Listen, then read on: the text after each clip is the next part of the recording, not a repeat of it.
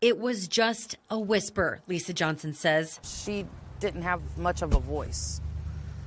So it was more like a light help me than anything. A young woman almost crawling up Lisa's steps. Lisa says the woman, weak and bruised up, said she was being held captive by a man up the street. That man is Tim Haslett, who is now in custody. As Lisa went to grab the phone to call 911, the young woman started running next door. Frightened her. She told me if I called the cops that he'd kill us both. This was at 7:45 in the morning on Friday, when Sierra Tharp's grandmother was also at home, next door to Lisa. She heard a woman screaming and came knocking on the door. So she opened the door, and the lady said, "You have to help me.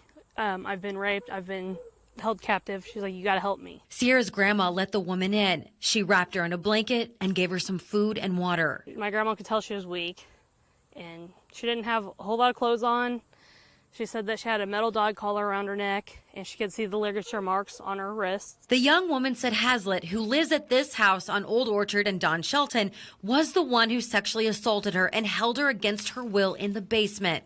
But that morning, she saw a window of opportunity. She said once he left, she just flung that door open, let his dog out, and she took off. Sierra says her grandma did the right thing. There's a possibility that my grandma probably got her just in time. Got her in the house just in time. Neighbors on Don Shelton say they never saw Haslett much and never had interactions with him. I seen him mark his child up and down the street once in a while, but that's about it. While they're still processing what happened, they want to know what police found in the house and if there are other victims. But above all, they hope for one thing. I just want to know she's getting the help that she needs. Sarah Plake, KSHB 41 News.